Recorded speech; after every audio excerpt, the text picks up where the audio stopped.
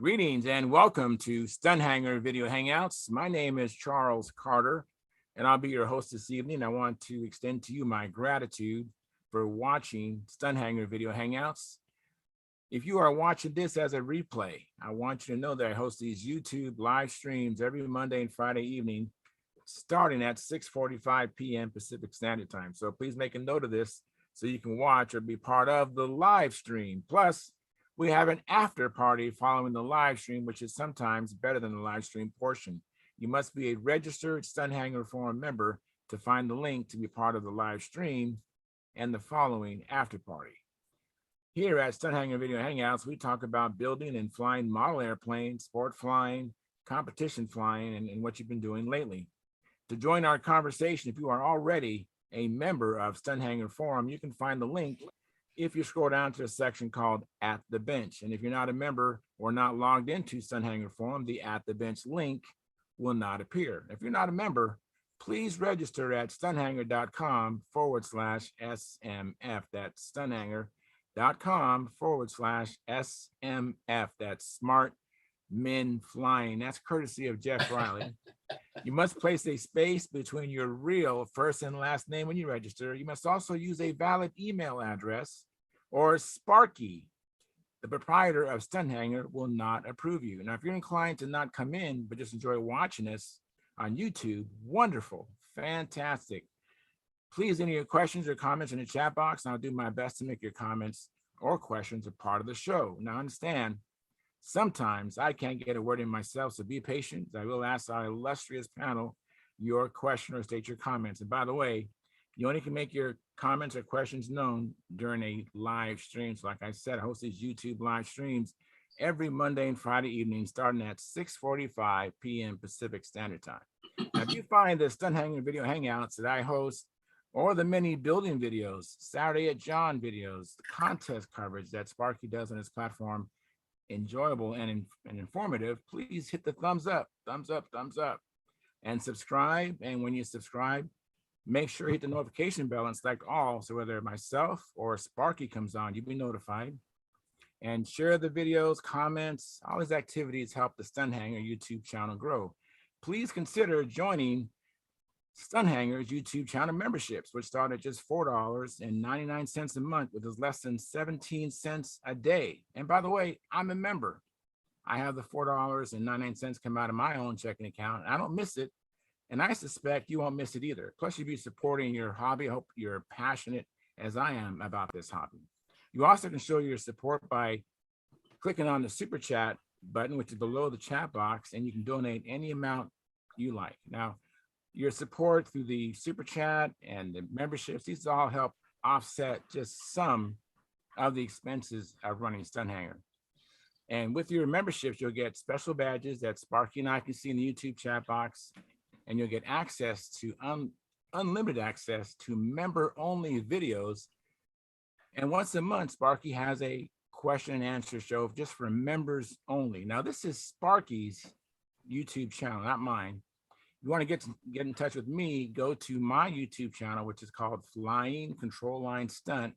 Place a comment or question there in the 2019 AMA National Championship video, which Sparky shot with his video camera of me flying his Junar XL, and I'll receive a notification and be able to respond to you quickly. I want to thank you for your past, present, and future support. You are making it happen. Thank you very much for tuning in. And thank you. I see Bob Hunt came in. Let me see who else is here. I think Paul Taylor's here. Thank you, guys. I had this thing set up probably 10 minutes ago, but when I went to hit the stream, it wouldn't stream. It said I had no permission. So I had to contact Sparky. He was on the phone trying to figure out what the holdup was, why it wouldn't stream. So that's why the delay. And so how you guys been doing? Good. How are you doing? Did you memorize all that, or did you just read that? I memorized it, most of it. I do have it in front of me, but just in case I lose my way, but I have it memorized. Wow. But it's there for safekeeping. I've been doing it for over 2 years, so it's really not that big of a feat to have it memorized. I've been doing a lot of things for 75 years. I still don't have them memorized. Yeah, well, it's It's yeah, it's something I wrote a couple years ago. When I took over for Sparky, I was just trying to stay on par with him. Of course, Sparky is who he is, and I'm who I am. And I was just trying to do as best as I could to be. Was Sparky did a really, I mean, Rusty did a good job when he was hosting the show. So. Yeah, you sure did. I got a lot of CA on the end of my fingers here, trying to get the CA off my fingers. Oh, so what is the trick for that? Is there anything? What I'm doing right now. Okay, that's what I do. I just scratch and pick and pick. Yeah, I know. You feel like you have rough fingertips for a long time. Yeah, how about it? So what do you I think acetone will take it off. Say it again? I said, I think acetone takes it off, doesn't it? It softens it. I just use acetone and then I wash my hands real good, but it didn't get it all off. And but I had quite a bit of it on there. I had molded fuselage shells that are 16th inch, about 6 pound stock. And what I do is after I mold them, I put a coat of Z-epoxy on the inside, let it soak in, then wipe it out, let it cure. Then I put them onto the formers and make the shell. But then I go inside and put 2/10 ounce carbon mat between the formers in the sides of the shells, and rub that in with CA. And that makes them so hard they won't ever get that starved horse look after you put the paint on and everything, So don't ask me how I know that. So. So you're working on, which paint are you working on? I have 2 caprices. I'm not sure if the plural of caprice is caprices or caprice, or I'm building one caprice and while I'm at it, I'm building another one. Okay. I have a couple of comments in the chat box. Let me catch up with that. Gary Sinclair says, "Hi, everyone. I will be watching tonight, and he's provided the like. Thank you very much, Gary. Appreciate that." Tom Rammel, he says, like provided. And then Jeff Riley says, like sent. And he says, I use acetone. And then Dennis Adamison says, hi, folks, like delivered. And then Jeff Riley says, it softens the zap. Then I pick at it like crazy, like a crazy person. Like a crazy person. Yes, exactly. And hey, Stuart, thanks for coming in. How you doing? Good. I'd like to ask Gary if he got my photos. He asked for photos for the calendar, if you got my photos. Yeah, well, we'll find out. Just one quick sec. Hey, Dennis Adamison's here. How you doing, Dennis? I can't hear you. You gotta lower your boom. Oops, sorry. Hello, everybody. How you doing? Doing well. Hello, brother. Hey, big brother.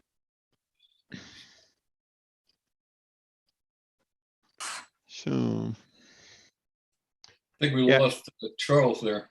yeah, it looks like it. Yeah, just momentarily. I sent you a this- picture last week. We had snow on the ground. That says flying season is officially ended. So, I thought it was a pretty picture. I mean, I haven't seen snow in a long time. So for me, it looked. boy, I wish I could say that. Yeah, me too. What are you bragging or complaining? Yeah, that's it. These guys in California, Bob. I mean, what the hell? So, Gee whiz. I mean, we can find snow. I just got to drive, like up to Big Bear, which is probably a 3.5 hour drive, and I can get snow. And oh, sometimes just it's- stop, will you? And Just sometimes stop it's it. closer. I mean, we have everything out here. We have snow, we have water, we have everything. hmm We have the beaches, we have everything. We have lakes, we have everything you could possibly want. Well, right now we got 6 months of hibernation. So, yeah, 5 months. So, I'm could done use with- that. I could use that to force me to build. In this weather, I'm out here, I want to fly, I'm that's done it. with snow. You what? You're Said I'm done with snow. So you moved to what, Florida? Yeah. Yeah. that Crap, was I thought good. Tennessee was south. No, it gets, where I was at, it got down in the 20s. Wow. Well, That's all right. wow. Well, I cooked out tonight, so what the heck? It was in Alright. the 30s and I cooked out. And I should say that the food cooked itself. I sat inside and watched it and ran out every 5 minutes or so and flipped something. But So you're making progress on your secret project? yeah, a little here, a little there. Hey, I it says said, you- it's so secret. If I tell you, I'll have to shoot you. I So know, that's why it's, I do hope to have something to show off here in a week or so, but, got a few quirks in it, and stuff like that. That'll be, stuff I haven't tried before. So I have a that's why question, you build Charles, them. real quick. yes, yes, Sorry to Bob. interrupt. I have a question. It says here host disabled participant screen sharing. Oh, I gotta fix that. Thank you. Like I said, this show got off on a rough start. I wouldn't even stream. I don't know if you heard that, Dennis.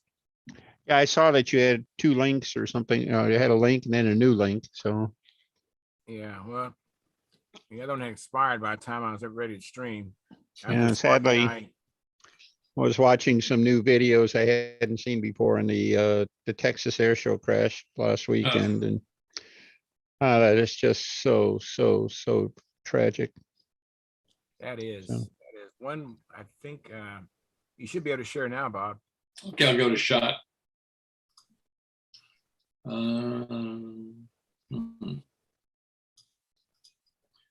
No.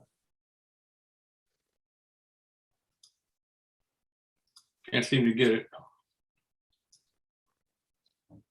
Let me see here. Let me try again. Advance. Yeah, it should work.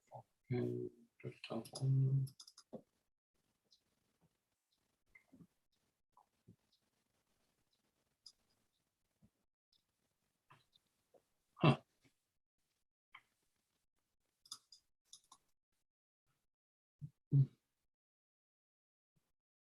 While he's doing on that, working on Yeah. that, you got it? No, go ahead. That's all right. No. Okay. Well, we have Mark Gerber making his way in here. Outstanding. Yeah. Hey, Mark, how you doing? Hi, Mark. I have some sad news. Uh-oh. I Uh-oh. just learned a few hours ago that Lynn Harding died. Oh, I'm so sorry. Oh, to hear that. no. You know, most people in the West and the Midwest may not know Lynn, but most people in the Northeast do. I'm sure Bob does. Oh, yeah, I sold him a couple of airplanes. Anyway, Lynn was one of my best friends in the hobby. Oh, I'm so sorry. to Good hear This way guy. that. back in the 80s. Very nice guy. I wonder if I met him. Lynn Harding. That name sounds familiar. Did he ever go to the Golden State Sun Championships? I doubt it. Okay. He came to VSC a few times many years ago. And he'd been to Brodax most recently, probably 5 years ago, I think was about his last trip out. His name sounds familiar. I think I might have met him. Oh, Yeah, it's too bad. I'm glad you figured out the new link was the one to go to. Yeah, it took me a little bit, but I finally Yeah. figured it. So I saw your other Yeah. post. I mean, edit that one. I just did it real quick because I was with Sparky on the phone and trying to get this thing sorted out. So just carry on while I do some editing here.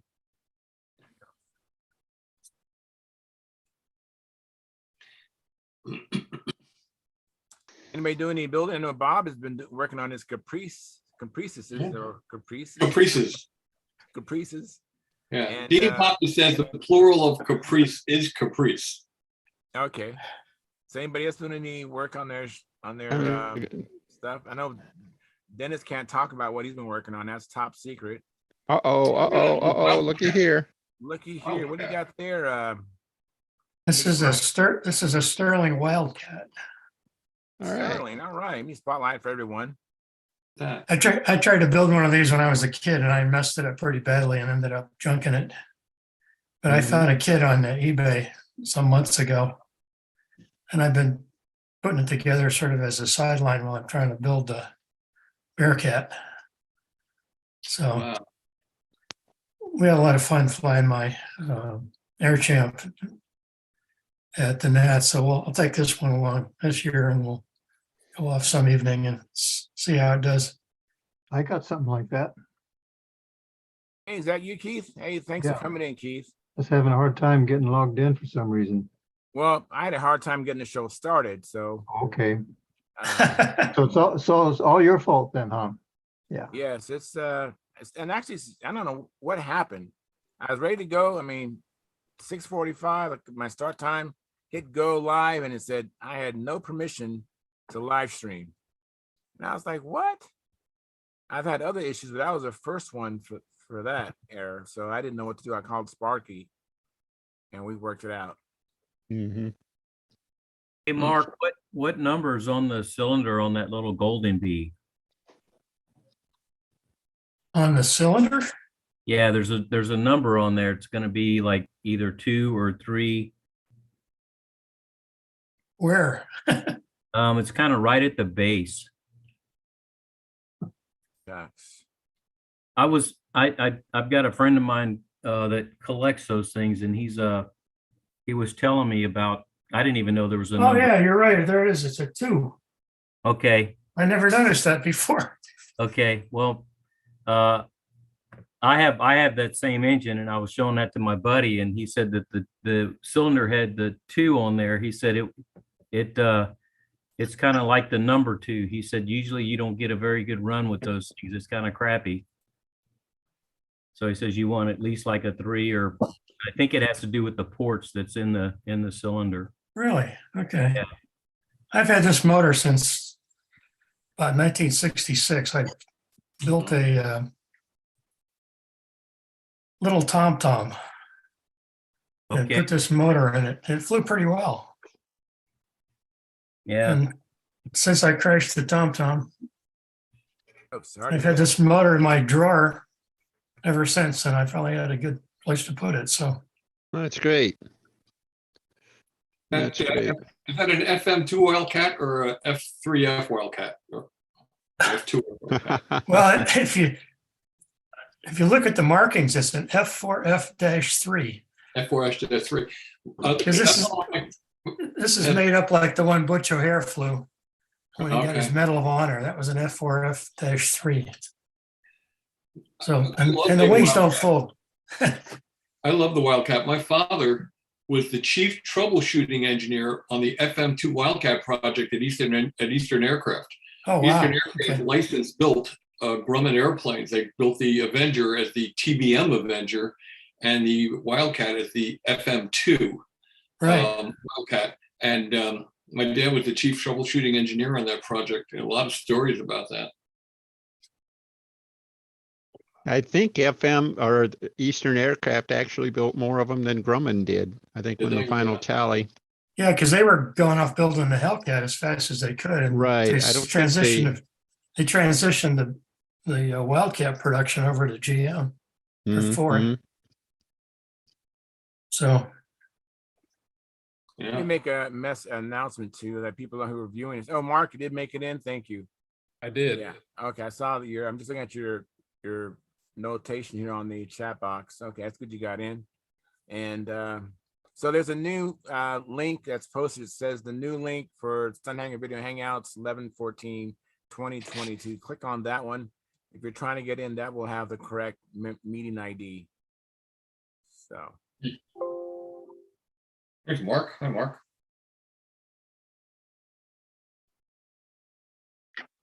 Mark, Hey, that was Bob. Bob. There we go. There we go. And what do you got there, Keith Trossel? Okay, this is the scientific P63. Mm. It was built in about a week for the Black Sheep contest many years ago there at Sepulveda Basin. Yeah, it weighs about 7.5 ounces Wow. and it loops. And it loops? Yeah. And Oh, I didn't have a kit to build from, so I carved the cow. There's a plastic cow that was with the kit, but anyway, I carved the cow to go in this thing. neat. very My nice. Wildcat weighs 6.2 ounces. And if you look at the wing area and compare it to a Nobler, it has a lighter wing loading than a Nobler. I would expect your P63 there is pretty much in the same Yeah, this has realm. about a 22-inch wingspan, so there's a lot of area in there. Yeah, this has got 20 inches, so you've got probably more wing area than this, And yours is a build-up wing, right? right? I got a whole bunch of plans from Walt Musciano for the scientific kits, and this is the one I chose. I've still got a whole bunch of those plans stashed away somewhere. But and also he sent me a copy of his whole biography of his lifetime. He was really a remarkable man. How he grew up, and what he became, and all of that. Bob, I have an answer from Gary Sinclair. He says, yes, I did get the photos. Great. So thank you. And then I'm going to go on and read that Jeff Riley says, California is the only state that you can fly in the morning, snow ski at lunch, and surf in the evening, glass it off. And then there's a new guy. I think his name is Litz RC, Litts RC. He says, hey guys, just stopped in to say hi. Well, hi. And then Michael Torrey, he says, currently in bed, sick, watching. Hopefully we're not making you sick, but hope you feel better, Michael. And then he says, rest in peace to all the fallen aviators. So now I'm all caught up. Hey, Charles, Yeah, Mark?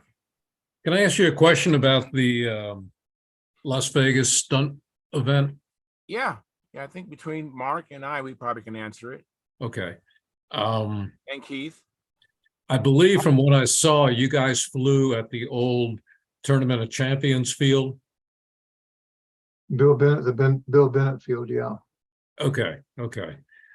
I had asked one person, but I just wanted to get your feedback on, do you think that would be suitable for a major stunt event?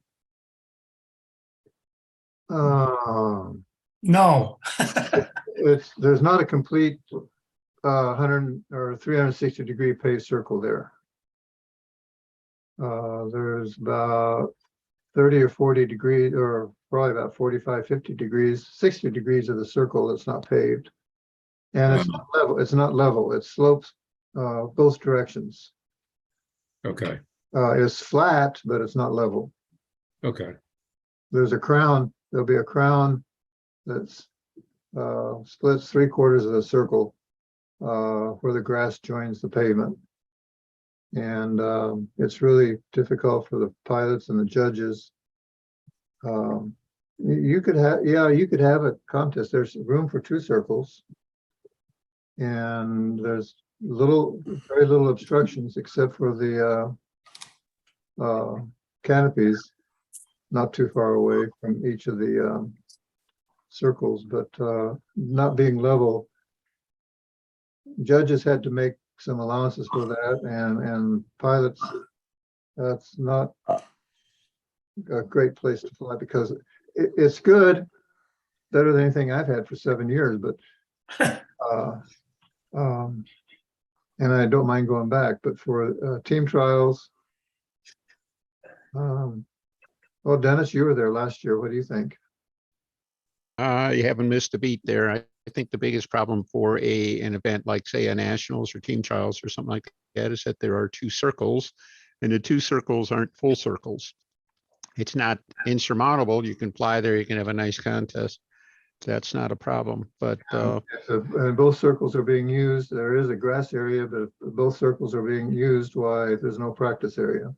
right, that's exactly right.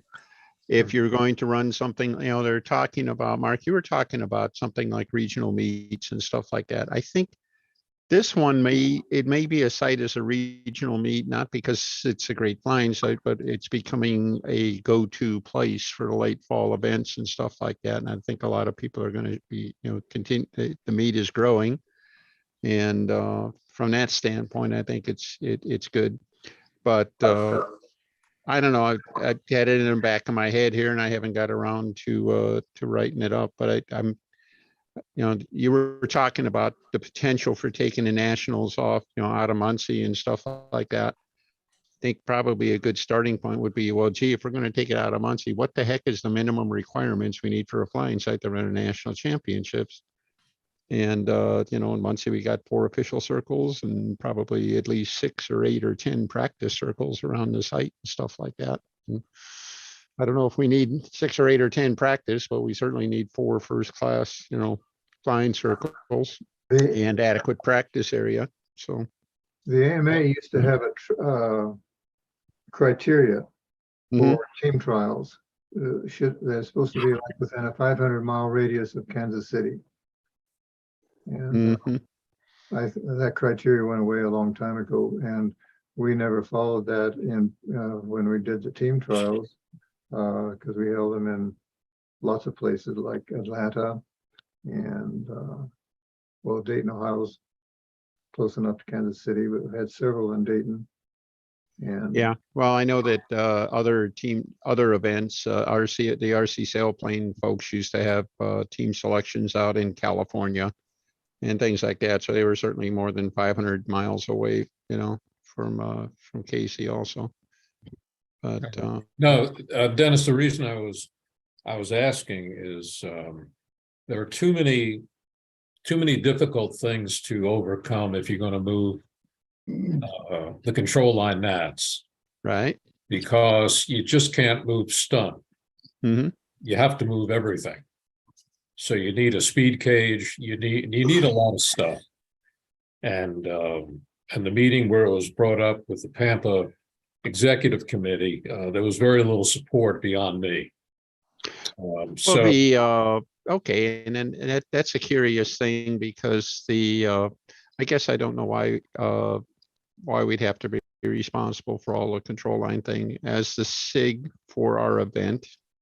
And we would know exactly what we're looking for and everything like that, but I wouldn't have a problem with anybody else going to Muncie to run their event or anything like that. well, it We would came up. only do it if we would do it. We had our reasons for trying to move the thing around, getting more involvement and stuff like that. Other people may not feel that. You heard, I think the combat guys were reluctant to move. Oh, great. If they think their best site is in Muncie, let them hold it in Muncie. We just won't tie up the LPAD that week. That's all. Yeah, there were some issues with some people that fly stunt, that also fly combat, that also fly control line scale.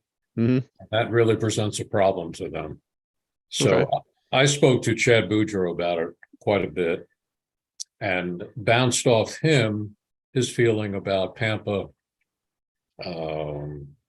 regional championships, which he thought was a great idea because it might, in effect, bring more people to Muncie once they're into the bigger contests. Mhm. So that's where I'm trying to lead things is take existing contests at existing sites and put some Pampa money and manpower behind it. Mhm. So right now we have offers. I've been talking to Joe Daly. He'd like to do it up in New York for a Northeast region. Super. And we have a couple of places in the Southeast that would like to do it and join forces.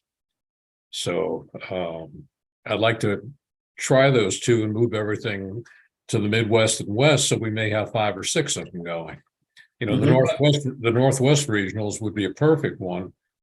I'm not sure they have a site. Mhm. That's really been a problem for them, and I feel for them. Las Vegas is becoming more popular. That's why I was asking about it. Have you considered I did. Go ahead. Wooden Arrows out in LA County, where we have the Palmer and the Joust? They have a speed cage. They only have 2 circles that have asphalt, but they do have circles that are used for combat. But I don't think the grass circles are suitable for stunt. Yeah. Well, How about Tucson? Oh, I think probably Tucson would work. Yeah. Mhm. You can get 2, 3. You get 5 circles in there. 2 paved, 3 practice grass circles. Yep. So that's kind of the direction I'd like to go, and I think the board is fine with that. So that's why I was asking. I've been out of town for about 8 days, and I couldn't hit a couple of these meetings, so that's why I asked about that. I did reach out to David Fitzgerald and congratulated him on his win, and he didn't think that was a suitable site for a major event.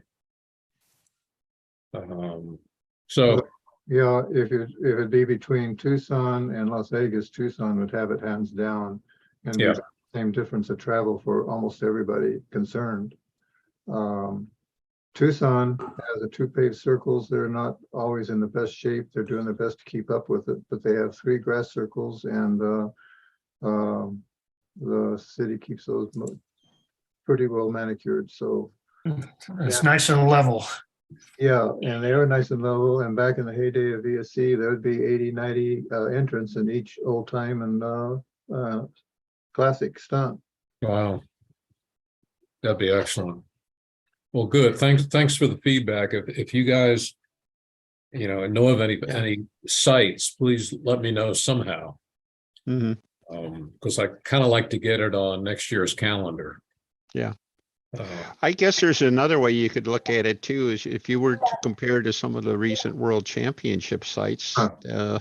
That's not Las fair. Vegas looks like Nirvana. So That's not fair. yeah, that's it. That's Well, Tucson also has the contest coming up between the week before the Super Bowl. What do they call it, the Southwest Regionals, I think. Yeah. They've Okay. had that every year. That's been running for decades.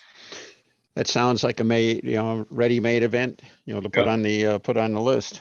Yep. Well, there's a Southwest Regionals, used to be in Buckeye, and it's moved itself to Tucson. I think they lost the field for the Buckeye contest. okay, thanks, guys.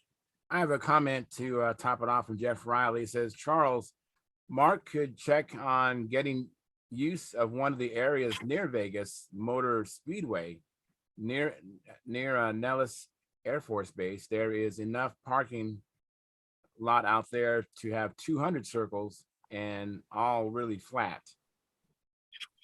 And then Brent Williams says the Vegas contest was a blast.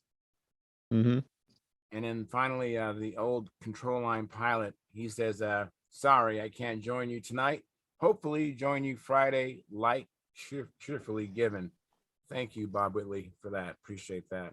Okay. And so we have 25 concurrent viewers and 26 likes. Thank you very much. We have 0 chat revenue and 0 new members.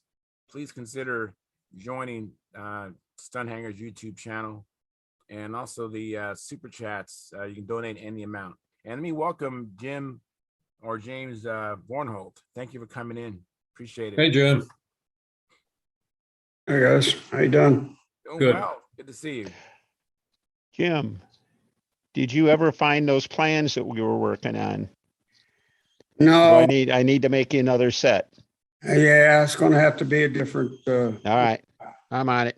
I'll try to work on it for you, but no, I went through a bunch of stuff and I never did find it. Yeah. Okay. All right, we'll work on that. Yeah, I heard a rumor that there's a Caprices, whatever. We're having an infestation of Caprices, whatever. an infestation of caprices. Yeah, that's it. A whole gaggle of caprices, and we need to fight back with a pride of Aarons. So A murder of Aarons. yeah, that's it. Never mind all the chiselers out there, but Yeah. And welcome, Philip Bailey. Thank you for coming in. You guys. Charles, Yeah. can you hear me all right? I can't get my headphones to work. Yeah, I hear you yeah, fine. you're coming in fine. You hear me okay? All right. Can you hear us? I'm just talking through the computer. Yeah. Okay, All right. headphones to Working good. work. It's working good. I was hoping that Jim Hoffman would come in. I'm curious. He was going to test his titanium landing gear wire Sunday. So I was hoping to hear back from him. And I also want to thank John Lytle. He reached out to me this weekend. I had a question about the tailwheel wire, and he sent me an image on my phone on how he does it. So if you're listening, John, thank you very much. Appreciate it. So it's neat to know that even though I don't see them in the chat box, we have people that are watching us and listening.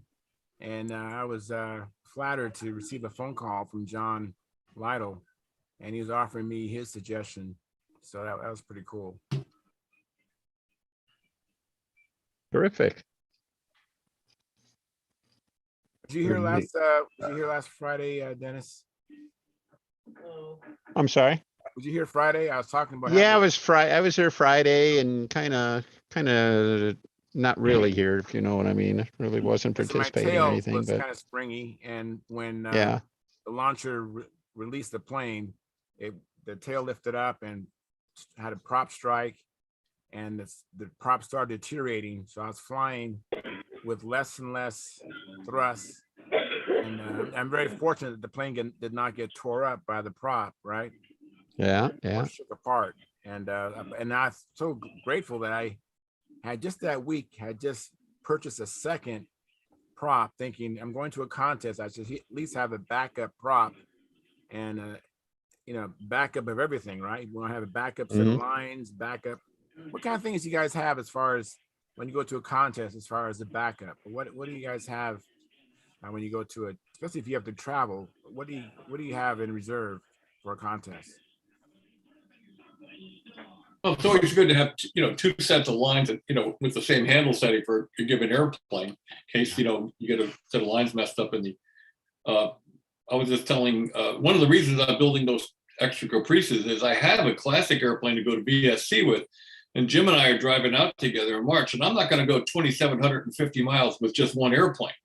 So you're going to a long distance contest, you should have two that, just in case, it's a lot of distance to travel to spectate if something goes wrong, So.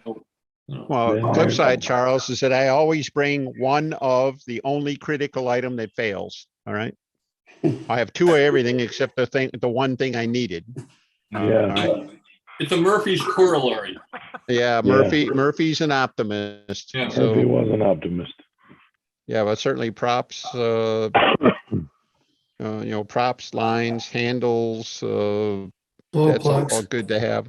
Yeah. Hey, Charles, Well, I don't worry too much about glow plugs, but I have taken extra ESCs with me. So I bring extra toilet paper. yes. Yeah, that's That's covering the what I use. backside. on We the use wheel. extra glow plugs. We take them for adjustments in tip weight. Yeah. No. Yeah, you can kind of screw them into the tip and stuff like that. They don't fall out. So It's just the right way for adjustment, for tip weight. mhm. Hey, Mark, on one of the last calls, you told us about a story about somebody taking a leak on the side of the road. So now, do you have a story to go along with this toilet paper that you? Well, Paul, for whatever reason, Careful what you ask, guys. I've become the unofficial official of porta potties at Brodak. A title that I'd like to, no pun intended, wipe off my resume. Yes. And it's people are funny. When you're a co-CD like I am with Will Davis, the porta potty's just not high on your list. I guess unless you have to use it. But I remember unfortunately, it happened to someone who has left us recently. But it was about 7:15 in the morning, and the weenie wagon just opened up. Of course, I was there to get coffee. And someone came down, I'll leave his name out of this, very angry. He's flagging me down in the cart. It's 7:15 in the morning. And he looked at me and he was very angry. And he said, "Mark, have you seen the porta potty?" Now, I know what he meant, but I said, "Yes, was it stolen?" Well, he didn't like that answer at all. So he said, "That's not what I'm looking for." And I said, "Look, I know the toilet, the last several years, they've had this pretty high-class trailer come in with a men's room and a ladies' room. But I'll tell you, they don't work real well." And so I do that. And Paul, do you know the story of the porta potty at Triple Tree? No, I haven't heard that one. Oh, well, it may shorten my term of being president, which would be okay. About the third year we were down that Triple Tree, Pat Hartness gave us 2 porta potties. And to me, that was like an anchor. That was like, we're in. You know, if we have porta potties, we're in. So I was really anxious to use them. So there was a wide one and a narrow one, and one of them was being used. So I opened the door to the other one and went in there. And I'm telling you, the urinal was 4 feet off the ground. So I got to put my foot on the toilet and kind of lean over, you know, to pee in it. And I'm doing this and I'm saying, you know, do I complain about it? I mean, what do you say? So I didn't say anything except I used it for a day and a half that way. And then the second day, must have been dinner time. I got to go. I went into it again, but this time, Paul, when I went in, I noticed this black thing on the floor, like a black ball that had a black tube coming from it. And it went somewhere that I couldn't see. I said, I wonder what the hell that is. So I stepped on it and I heard some water running. So I stepped on it again and I hear more water running. And then it dawned on me. That bathroom did not have a urinal. It had a sink that I've been peeing in for a day and a half. You take the dishes out first? Well, I didn't know whether to tell anyone. I didn't know what to do. Well, you told a lot of people now. That's funny. So, Oh, that's something. yeah, that's true. All I know is I think it was the second time I was running the nationals, and somebody come up to me about 8 in the morning, says, Dennis, we're out of paper in one of the Johns, right? One of the porta potties. Yep. I told Mark about it, and he reached out, shook my hand. He says, you have finally arrived. You are finally an event director. You have been assigned, charge. You've taken charge of the porta potties. Therefore, you are the man. So Yep. never mind this other stuff. It's just, what's important. So That's right. That's right. Latrine commander. Mm-hmm. I said the latrine commander. Mm-hmm. Absolutely. Permanent latrine orderly. Remember that movie, No Time for Sergeants? Yeah. Yeah. Yeah. Andy Latrine Griffith. inspection. Yeah. Yeah. That was a great scene. Toilet seats came up. Yeah. Oh, that's funny. So That Phil, was. have you had time to do any painting? I know that the weather has been in your way. No, weather's been terrible. So you Whoops, still have painting? I did away with wrong. I tried to unmute. Anyway, no, I haven't done any painting. Okay. I did do a little building. I did do 4 hours worth of building, but I didn't do any painting yet. We got to get rid of this stupid cold so I can Yes, speak. I know. So you can talk. Phil, you sound like Ed the talking horse. I feel like the wrong end of the horse. You remember that one? Yeah, he Yeah, does sound like a talking Ed. horse. You Mr. Ed. sound a little bit like Patrick Mahomes. Oh, That was me. No, I don't feel that good, but anyway, I'll get through it. you will. Ooh, What plane did you work on, or what planes did you work on? I'm working on the Pathfinder Mark III. All right, cha-ching, but he's not here. Yeah, electric it. Pathfinder. Very good. I'm really hoping that thing that 2826 is going to be enough motor for that plane. But I Swanee, the more I work on it, the bigger it gets. Honestly, I believe that plane's as big as an SV11. And it's got a thicker wing. Mm-hmm. So I'm really wondering if that's going to be enough horsepower. But everybody says it is, so I'm gonna build it. Mm-hmm. Hey, Phil, I have that same motor in my Pathfinder, and I've been flying it for, I don't know, 4 years. No problem. It's got plenty of power. Okay, that's what I needed to know. That's Yeah. what I need to know. Thank you. No problem. How many cells you flying on? Four or five or six? I actually have an adapter for 4 and 5. I'm planning on flying it on 5 because I have six 5-volt cell, 5-cell packs, and I don't have anything else to fly them in, so I said I'll put them in that. 5 works fine. Okay, sounds great. Thank you. Yeah. Mark, did you get a chance to fly the P-47 anymore? Not since I got it back from Joe Daly. I'm trying to, Joe cut like a NACA duck in the side to get more cooling. And I want to make it look like it was part of the original airplane. That airplane needed more cooling with that big nose open up there? Well, depends who you listen to. Joe thought it needed more cooling. Wow. It had a bunch of flights without any extra cooling, but I think he was more thinking of getting the ESC in line with some Air fresh quality. air. Yeah. So, no, I haven't. I've been in, had a kind of a golf break for 8 days, so now I'm back in the saddle. Very cool. Yeah. Let me welcome Lynn Burrell. Thank Hey, you, guys. Lynn, for coming in. Good to see Hey, you. lad. Good to see Hey. you too. Lynn, I got your package today. Thank you so much. Oh, you're very welcome. Good stuff. Glad you got it. That set of flaps is nothing like I expected them to be. The 576D, it runs constant cord almost all up the trailing edge. So when Yeah. I saw this one with a straight trailing edge, wow, I got to build that. That looks neat.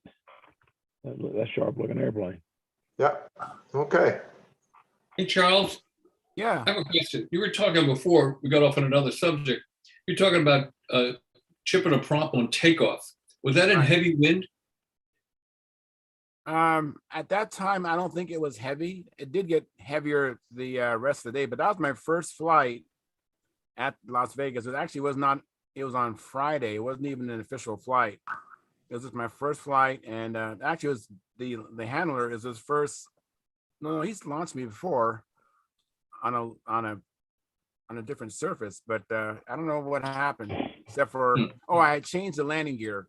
So the CG was a little bit different, and then when he launched it, so that's probably why it nosed over. But it also was the wire was so springy in the back, so I'm going to put a thicker tailwheel wire, so it's not so springy. Because he had a hard time holding it without pressing down on the Yeah, plane. Colin. Well, the reason I asked is a lot of people have trouble because they launch dead downwind in heavy wind, and that will always bring the tail up and chip the prop. I mean, 99 times out of 100. And the way to launch in heavy wind is about 2 degrees before dead upwind, just before the judges. You want to go upwind, so the wind blows against the vertical fin, if you have a vertical fin, and pushes that towards you, pushes the nose away from you. And by the time the airplane gets to dead upwind, it's got flying speed, and then you can control it on the ground without it being forced over by the wind, and then you can do a nice takeoff. So I see people continually launching dead downwind, and they chip the props all the time at heavy wind. Who doesn't have a rudder, a vertical tail? Who would do that, I wonder? Yeah. Birds don't have rudder. Chisler, Genesis. Oh, that's a good one. Birds don't have a rudder. I love that. Well, I had to find some comebacks over the years. Yes. For the bronze paint, for the rudderless airplane, Very good. Yeah, the reason why I took off where I took off was because like these gentlemen have explained, that Las Vegas, it's sloped. So I wanted to take off going up the hill. I really didn't want to take off going down the hill. Right. That taking off uphill, you can chip your prop pretty easily too if you're not careful. I had that problem last year. I just felt better. I've never taken off downhill, so There's another way around it, and Dennis can attest to this. Tricycle landing gear. yeah. Works for me. It works great. Hey, Mike Lunky, thank you for coming in. Appreciate it. Hey, Charles. Yeah, I got a couple things for you. On a sad note, Howard Shenton of the Huntersville Club passed away late last night, early this morning. Oh, man. Howard was a fixture at the Metrolina Control Line Society. He ran the twice yearly combat contest there for years and years and years. He was also a stunt guy at one time, but Howard, he was unfortunately he wasn't able to join us in October for the post-COVID Huntersville contest because his health was in such bad condition. But I was giving him weekly or daily updates on the phone, and so he was pretty happy to hear that the event was still ran, and interested to hear who did what and how it went. But yeah, Will called me this morning, let me know that how fast. So for those of you guys that knew him from either Huntersville or Brodax or the Nats, I'm sure a lot of you have met him before. Yeah. So He's a great guy. yeah, I think Will Davis has the funeral arrangements if anybody wants to send a card or anything like that. Or I don't know if they'll get posted on Stunthangar or not. I'm still waiting to get that from Will. On a second, more upbeat note, Charles, I was at the Middle Tennessee swap meet in Nashville on Saturday. It's our big, middle, all the clubs, instead of the clubs having one small meet here, one small meet there, they do one big one all together, like 6 of the RC clubs. And I'm walking through the swap meet hall, and this guy comes up to me and he goes, "Hey man, you're on that show." And I said, "What?" He goes, "You're on that show where you guys talk about control line model airplanes." I said, "Oh, you mean the Stunthangar Hangout?" He's like, "Yeah." He's like, "I watch that every Monday and Friday night." Nice. And I was like, "Really? Where are you from?" And he says, "I'm from Evansville, Indiana." And he drove down to Nashville for the swap meet, to get some deals. And he's just a sport flyer. That's all he is just a guy who sport flies. He doesn't fly competition models or any discipline. He's just out there with his kids banging around, but he does watch the show. So, and I'm sorry, I forgot the gentleman's name, but if you're watching and you met me on Saturday, hello. Better still join us some night. Mike, That'd on be your great. win in advance. Oh, thank you, Bob. Thank you. I appreciate that. How about that? Mike Ostella told me. Thanks, Bob. I got a kid that's past bedtime trying to talk to me, so I better go see what he wants. Hey, Mike, before you go, Mike, Yeah. we're ready for the Nats. All right. Good deal. I did respond to your email. Did you get my reply? Yeah. Okay, so I didn't find any 3-blade tractor Cox props at the swap meet on Saturday, but I'm gonna hunt down on Cox Engine Forum. Somebody there is gonna have some tractor 3-blades that came like on the old P40s and the Spitfires. Yeah, there were some of those on eBay this last week, but they were horrendously expensive because they were bundled with other parts. Oh, okay. Well, I've done a few favors for some of those guys on there, so I think I got some IOUs hanging out there. Maybe somebody will hook me up with one. I haven't given up. I'm going to keep looking for you. Okay. Hey, Mark, I might have one or two. I'll have to look. Okay, good. We'll scrounge one up somewhere. Hey, guys, did Stuart say he flew his first full pattern today? Well, No, I he didn't say just so. assumed- Way to go. I just Way to assumed go, the weather was Stuart. bad. What's Hey, that? Stuart, congratulations. I just assumed the weather was bad. I forgot to ask anybody. No, it was good weather. We went flying this afternoon, and Stuart on his second flight got the whole pattern in. Every single maneuver, got them all done. It was very nice to see after a whole Fantastic, year Stuart. of working toward it. Hey, that's That's great, great. Stuart. That is awesome. So now you're going to spend the rest of your life trying to perfect it. Yeah. Good luck. And Santa Claus brought me a cardinal today, so Santa Claus brought you a brought me a what? cardinal. A cardinal. Yeah, Nice. Is this the built up or the profile? it was a pretty good day. Yeah. Just the built up profile or what? Is it a built up cardinal or a profile cardinal? What do you call that, Len? It's built The up, right? profile, no, it's a profile cardinal. Profile. I gave him my old cardinal, the yellow and black one that's flown in thousands of flights and runs beautiful. It's trimmed out nicely, and I think he enjoyed flying it. Oh, So That's great. I passed it along. wow. That's great. That was Wow. really smooth. I bet. And what motor is in it? LA 46. LA 46. Okay. Yeah. Yeah. I didn't take anything off. I didn't change anything. I just said, here you go, Stuart. It's yours. Have fun with it. Nice. And I picked up a Cardinal fuselage at the in the raffle at the Okay. Vegas Stunt Challenge. So I got to find some plans to build the wing and everything else. I just have just the fuselage and the fuse doublers. Is this for a big Cardinal or a profile Cardinal? Profile Cardinal. Okay, that's cool. If you want a quick wing, you can order one from Tom Dixon, the foam one, and put it together in a few days. Well, the ribs are so cheap from Brodak, you can order the rib kit from Brodak and have it. I mean, I Oh, think that's true. That's a good idea. it's under $20. Seemed like it was $10, but it's under 20. That's a good idea. Yeah, but the Yeah. sheeting won't cost you $10. About it. It's an easy wing to build. They build straight, very easy, but build it on rods. I think I built 4 of them so far for other people. I still don't have one for myself, but I built wings for other people. And it's an easy one to build, and the ribs are cheap. You'll enjoy it. Yeah, Good yeah, it's a idea. really good airplane. It really, I was saying to Stuart today, that airplane's probably won me more trophies than any single airplane I've ever had. Wow. The only thing I would do to it is cut the flaps down. Yes, the flaps are a little wide. Yeah. By the way, Stuart, yours, the flaps are already cut down. Good stuff. Yeah, I just didn't want you to cut any more off them.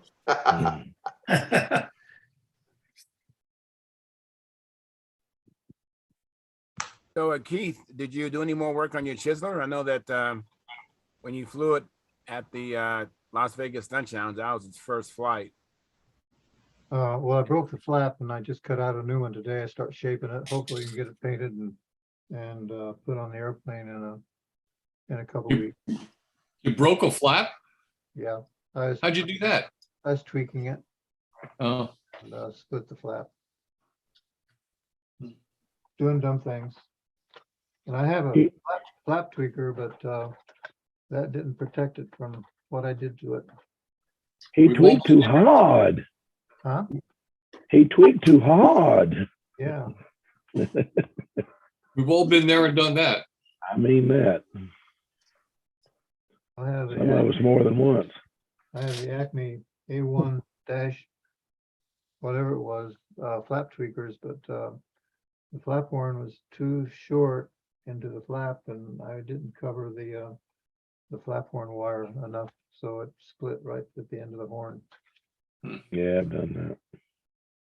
Hey, Mark, Yes. what, Mark Gerber, Oh, sorry. what size prop are you looking for? I think probably like a 5.3 blade, 5.4. What do you think, Mike? It's the 533 is what they are. That's the bone stock Cox. That's the one that was on the P40. It was on the Spitfires.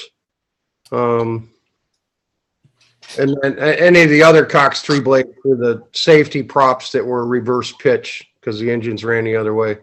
Yeah, I've got all sorts of reverse pitch 3 blades, and Yeah. here's a normal one, and I can't see what the it's looks like about a 5.3. I think that's what it is. Yeah, if it's got an elliptical blade on it, it's probably, There you go. Oh, that looks like it. yeah, that's the one. Yeah, and well, let me show you. I've got a whole bunch of half-inch props. Oh Oh, wow, my. a little collection there. But these are pusher. A lot of these are pusher props.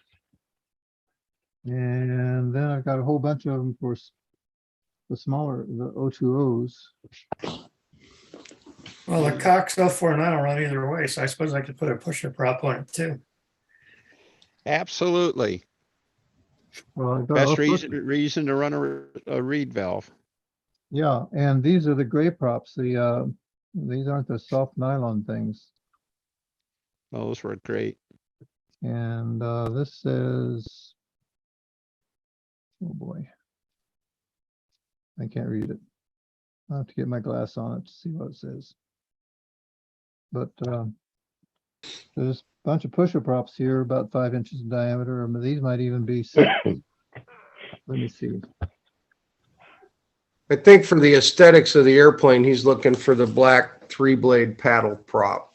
Yeah, Because then, Mark, you can get the, you can still find the 3-bladed red or yellow spinners, which will look nice on the front of the airplane, or the PT-19 rubber nose cone will work on Well, that. I've got Jim Lee machining a Curtis Aero Electric Oh, prop hub for me, all right. just like the Wildcats had with the stubby round thing sticking out the front. Fancy. It's very fancy, but it'll look nice. It's simple to make, so. Mm-hmm. we'll have to get together, Mark. We'll see what. You'll have to try to figure out an excuse to come down. It's only about 40 miles, but I hardly ever get down there. Yeah, well. No, I'm retired. I used to go back there twice a day when I worked. Well, I'll see if there's some more of these things around here and we'll talk. Wait a minute, you're that close to Keith's house and you haven't been to the museum yet? Oh, Oh, he's I've Shame been on there. you. Shame on you. I've been there. Oh, okay. If I lived anywhere within 12 hours, I'd have to go see Keith's collection because he's got some beautiful planes. yeah. You hurt yourself, Keith? I saw a black and blue finger. Yeah. My fingers took a real beating on these last 2 airplanes I was working on. They got cut and banged up and prop strikes and other things. Wow. Sorry to hear that. Oh, That happened during the flap tweak. no. But, when I put some new ink cartridges in my printer and take the seal off that and at 5,000-foot altitude, I think these things were packed at sea level and they just sort of explode ink over everything. So Oh, okay. Oh, yeah. I thought you really Yeah. hurt yourself. That's just ink. Okay. that's just ink. Yeah, It's gonna take I a was while. like, oh man, what happened Yeah. to him? that's I it. was like, what did Barbara do to you? Hey, Keith, as Roy Trantham said, it's kind of silly to put your fingers into a spinning propeller. I mean, when you can push a button and get out of the way. His idea was not to put your finger in it. He liked to use an electric starter. And I love to rib him about it, but golly, you got to be careful in sticking them fingers in them propellers. They bite hard. Remember the days when we could start like a Fox 35 with a 10-6 top flight prop and the thing would backfire. It would come over and hit our finger, it would break the prop and we go, ow. You know, Yeah. that's it, you know. Yeah. Those days are Yeah. over. Yeah. You know, I've got more scars left from 049s than I ever have from the big planes. Yeah, I wouldn't worry about a reverse pitch prop on a reed valve motor. Heck, that's a 50-50 chance, no matter which way Yeah. you flip it. That's the truth. That's the truth. You know, That is absolutely unless the you're truth. using the spring or something like that, you flip Well, I the got- prop, you got a 50% chance of it going the right direction, man. I got one of those little hornets. Yeah. Hey, Yeah, Mark, what? Hey, Mark? and it doesn't matter what prop you put on, it's always going to Starters. go the opposite way. Mark, Yeah. in scale, you don't have to fly with scale prop. You can do appearance points or appearance judging with a scale prop, but you don't have to use a scale prop. Is there any 049 event where they give appearance points? Well, yeah, half a scale is where they do that. Okay, is there a half a profile scale? No. Mhm. Well, you can fly, if Right back. it's half a airplane, you can fly it in profile scale. Okay, And I've seen some half A profiles that would be just as good as some of the regular bigger profile scales. So whatever you choose. Well, you have a couple of them.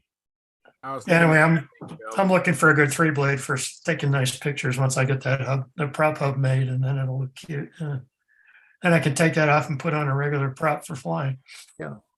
We've got those. We'll get together.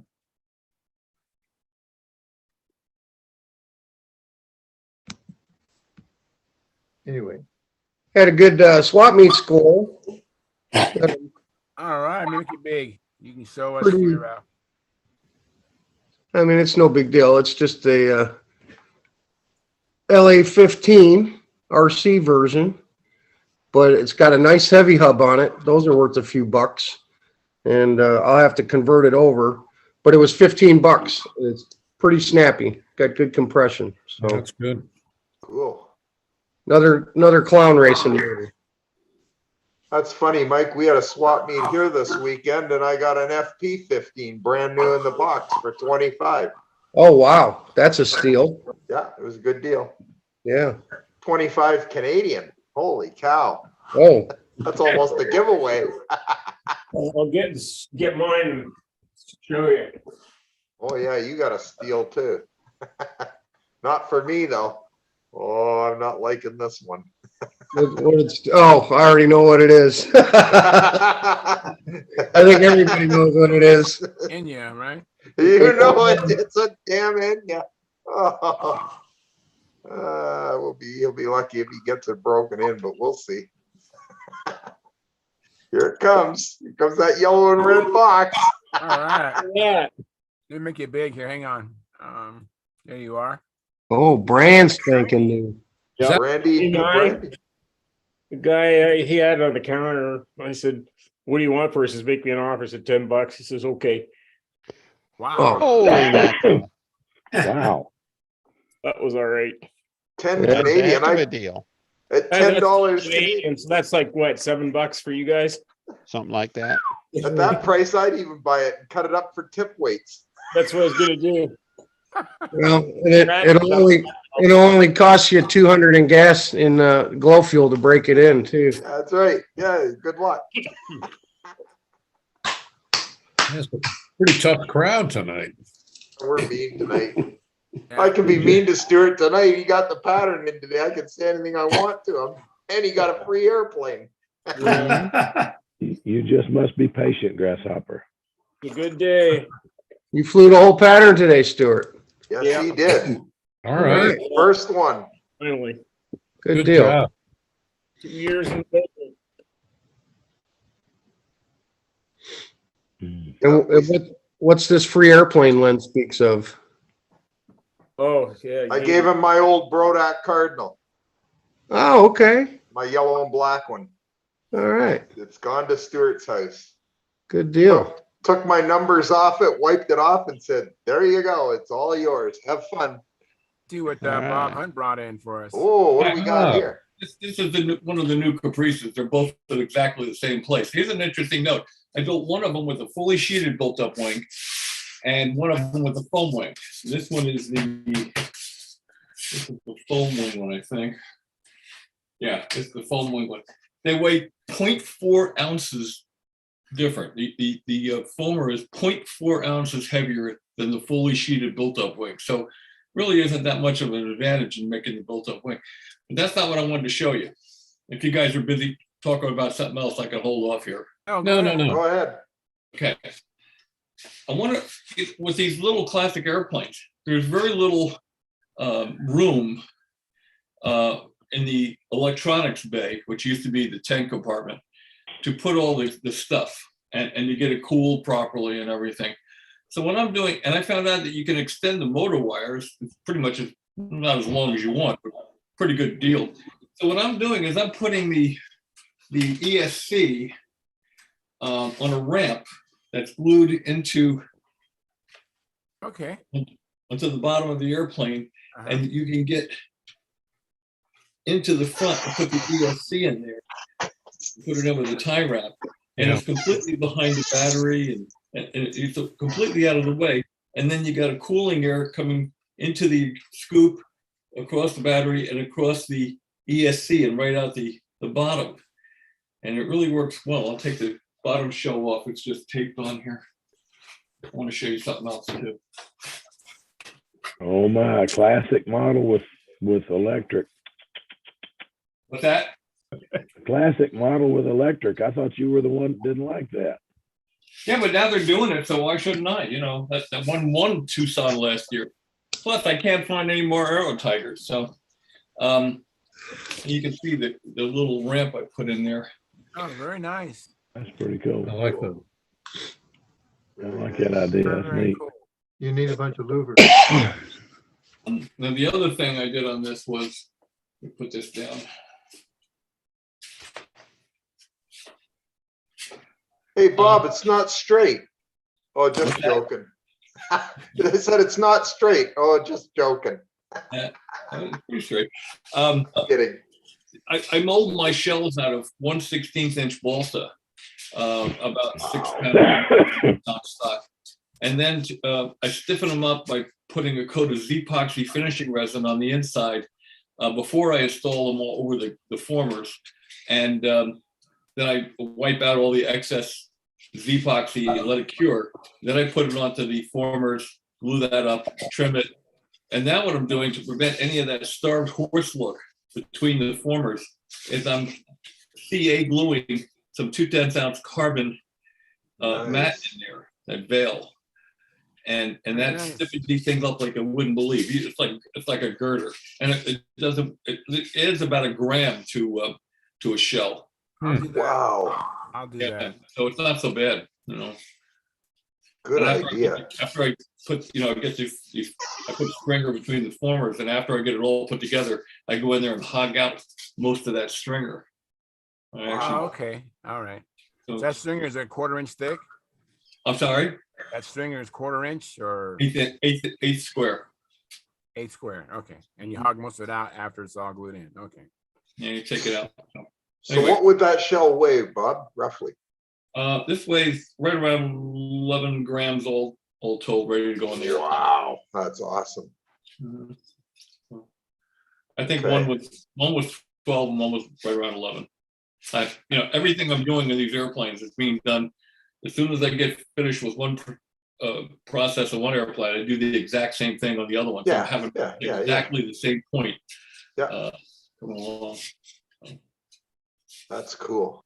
Hey, Howard Rush is in the house. Hey, Howard, thank you for coming in. Thank you for showing us your progress on your Caprices. Yeah. I was going to ask you, the batteries are going to be side load, bottom load, top load. How are you going to load It's a the bottom battery? loader. And the reason I'm doing a bottom, I'm glad you asked that.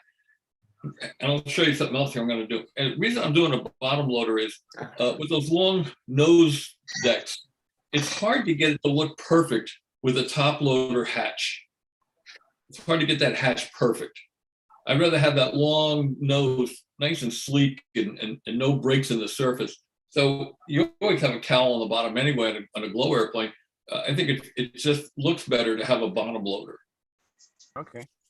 But what I'm doing, good. But what I'm doing in order to get the sensor out of the way too is you can't see it here yet, but I put a shelf in here. Let me see what I can get there. There's a shelf here that's parallel to the center line of the wing, and then there's this is a 1/8 inch light plywood stiffener piece, and you can come up from the bottom through that, and there'll be a little drawer pulls here. Where I can put the sensor on a little plate and slide it back and forth and get to it from underneath. I can go up in there and get to it and put it in place. So the battery compartment is going to be just the battery. There'll be nothing else in there. Well, probably the start button, but that'll be about it. And the disarming plug, arming plug.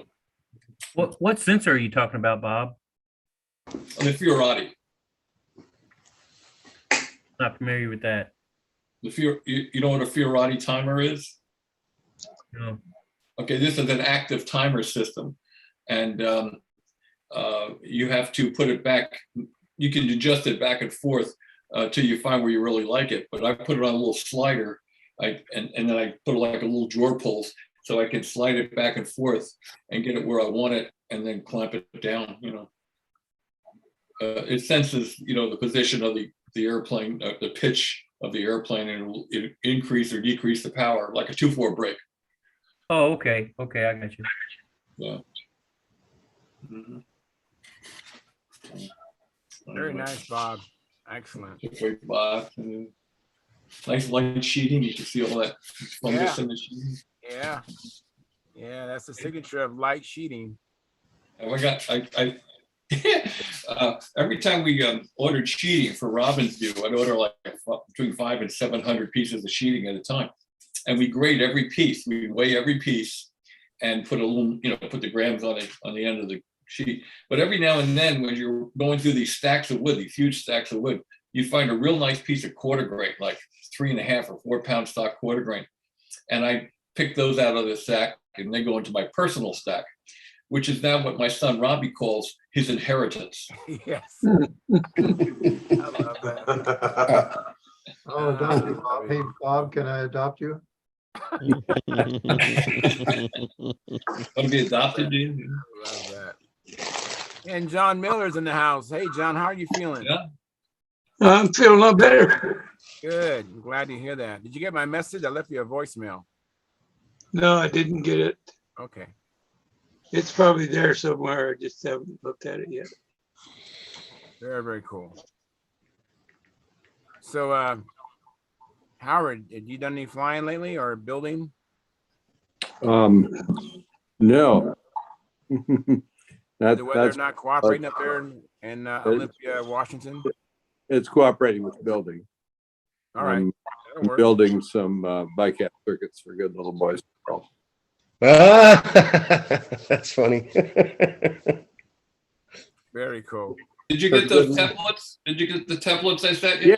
Yes, thank you. I'm fixing to send you your postage, which I might. Oh, don't worry about that. That's not me. No problem.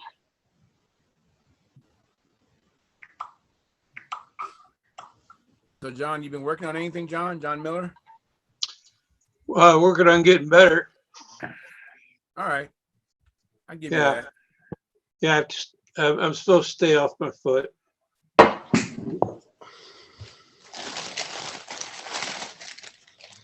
So I spent a very productive day sitting in front of the TV.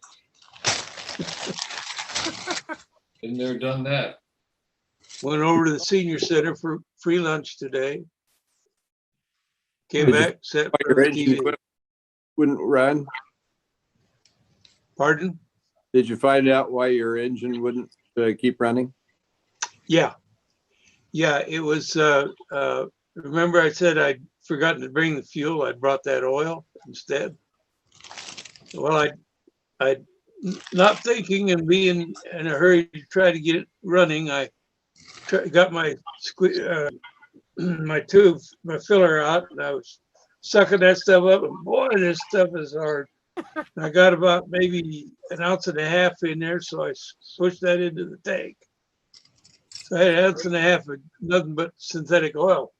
Oh, And then I put some 1022 oil on top of that. That's a lot of oil. that's kind of what it acted like. Yeah. Well, I And, understand why you couldn't take off the igniter. Yeah. So what we did at Las Vegas, I got some FAI fuel. I filled the tank with FAI fuel, shook it up a little bit, put the igniter on it, got it started up, took the igniter off, and it ran real ragged a little bit and then died. So thought, well, okay. I think you were holding for me, weren't you, Yeah. Charles? Yeah. Yeah, we both were. And so we decided to start it up and leave it on to just burn off all that fuel and oil in there. We did, and by the time it was halfway through the tank, it was running good. Oh. Very good. Okay, I'd wandered off, but then I was there. Yeah, I think we all put a hand in that. Howard, myself, and Mike Lonke. Yeah. Helping John. I was just afraid. The engine sounds really good. Go ahead, John. What'd you say? I said I thought the engine sounded really good. Oh yeah, it did. Once it got running, it did sound good. It definitely did. Definitely did. I have a couple of comments from hang on a second, John. From Jonathan from Caradas. He says, "Hi, you guys. Managed to catch you at last. Great to see 14 aces on the screen. Wow." How did he spell that aces? Yeah. Yeah. Don't look. So. Hey, Howard. Yeah. I got a package from Roman today from Ukraine. We got big here. Hang on. got 100 props from Roman Yavenko in Kyiv, Ukraine. The purple NN F2D props. I got 70 of those, and then 30 of the greenies for the half A motors. So Roman's doing well in Kyiv, and he is getting orders out and filling orders. So good to know that he's still safe and able to supply us with products. I have an airplane in the Kiev post office. It's been there a week. Oh, okay. All right. Oh yeah, you do, don't you? Yeah. Yeah, I forgot. What do you got, Howard? Tell everybody what's coming. I have a Sharky Lips 2, I think it is. In Ukrainian. Okay. Well, I'll tell you, these props, they only took about 2 weeks to get here from when he shipped them from Kyiv, but that was just a small box. The box of 10 combat planes was about 6 weeks in getting here, that bigger parcel. So, and as far as how the tracking went on it, you just see process through facility in Kyiv, and you don't get anything else until it lands in the United States at JFK, and then you can start tracking it from there. That's how it works with my stuff anyway, coming in from Ukraine. Okay, thank you. My stuff came in to New York when I ordered from Kyiv. I have a mile of Italian combat line coming. The Ukrainians, the Germans told me, hey, this Italian combat line is great stuff for flying in the wind. And they gave me a sample, and it looks like a slinky. So hence my interest in a wire straightener. But they had this F2D contest in Los Angeles this weekend, and actual Italians were in attendance. Oh, wow. So I made an inquiry about, do they have the famous Italian combat line? And indeed, Bill Maywald had some and said 1,600 meters, $160. So I probably need 160 meters or maybe 16 meters. 1,600 meters. Holy mackerel. So I got 1,600. Wow. Okay. And if anybody needs any Italian combat lines, let me know. Wow. So did you obtain that Dubro wire straightener? It's coming Wednesday. All right. Let me know how it works. I have one, but I haven't used it yet. Oh, you could have checked it out and see. Well, Don Rep says it works. So probably I can't imagine how. And the guys that I fly with, they've used it. I was inspired by the guys I fly with that they have used it, but I just personally haven't used it. And it works. And it works. Yeah. One guy was doing it and worked fine. He might have made a couple of passes, but it's straight. What does it work? What does it look like, Charles? Well, there's a thread on Stunthangar. I can get that thread. Just hang on. It's very hard to describe it. Let me go to Stunthangar. Is it just a little small thing about this big and it's got 3 layers? I'll show you. Over the line? Yeah. Just give me a moment. I have one. It's actually made for fishing line. Right. It's a fishing line product. Yeah, Exactly. It works good. Been using it for years. Okay, then you don't need to see it. Then you know what I'm talking No, I about. don't need to see it. I don't need to see it. I just want to know what it was. What does That it do, thing does- Charles? It straightens out your curly cues and your waves and your lines. Makes it straight. It'll take out if you have some mild, not kinks, but bends, you can straighten those out too. But if you've actually got a kink, when you straighten it out, you might get it straight, but you just weakened it quite a bit. Yeah, the Italian combat line samples that I got was wound on a spool that was too small, so it looks like a slinky. But when I get 1,600 meters, I'll just send it to you and let you straighten it because you got it. Do you realize how much 1,600 meters is? About a mile, right? So Let me ask that woman. I'm going over here to that woman. Alexa, how many miles is 1,600 meters? 1,600 meters is about 0.99 miles. Oh, it's Not just shy of a mile. Just Just shy of a mile of Lots of wire. lines. What would the lap time be on that? Very, very slow. 3 tanks to a lap. That's funny, Howard, because you activated mine too. Well, that brings me to the question I want to ask Keith. Did you get by the tackle shop, Keith? Sure, what? Did you get by the tackle shop? Not yet. Okay, I might do that sometime this week. yeah. But I don't need to have line lines for 2 or 3 months now. We're in that kind of I weather. know. I went out where I stretched the lines out and I got all the leaves that fall on the tree in there and that. And I thought, well, okay. So I went back in the house. I'm getting lazy. Well, Hey, I Lynn, should did you be bring- getting lazy. Len, did you bring enough for everybody? Sure, he says, No. here. No, I'm afraid I didn't. Sorry.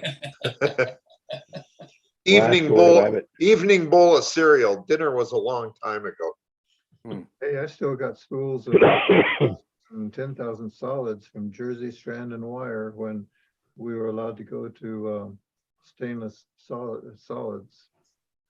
And I still got a bunch of that stuff. Anybody needs some 10,000s or 14,000 solids, I've got it. Well, I might trade for Italian combat line. Probably. No, I don't think I will. But I got some of those Ukrainian lines. That's why I was flying the Chisler on the 14,000s, and I need to cut a new set a little bit shorter than what these are. I just wasn't ready for Las Vegas yet.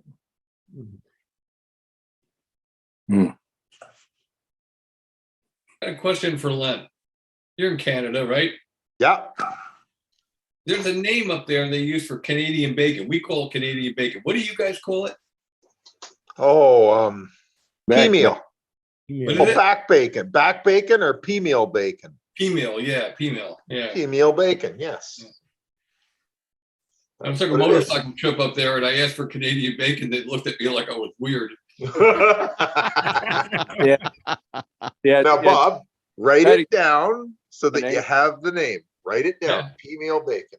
Well, I sold my Alright. bike, so I'm not going to be going up there anymore. So. Okay. Bob, yeah. Bob, next time you're up there, order an imported beer, a Budweiser. That's weird. They don't call it Canadian bacon. And so when we go to France, they don't have French fries either, I guess, huh? Yeah. No. Yeah, it's either back When do you- bacon or pea meal bacon. Yeah. Wait Yeah. till you go in a restaurant with your buddy from Michigan and he sees grits on the menu. He says, grits. And he asked the waitress, he says, grit, what the heck's a grit? Bring me one, let me try it. Huh. She brought him a bowl of grits. He knew what the heck it was. Oh, I tell you what, if you're in Michigan, the last thing in the world you want to order is grits. Yeah. If you're south of the Mason-Dixon line, order grits. All right. Hey, what You got me enjoy is the you heck go out of it. If you're north, forget about it. It's just a bad idea. So If you go out west and look for a pack of nabs, you ain't gonna find them. Nobody calls them nabs out there. It's just peanut butter crackers out there. Huh. Very strange. Yep.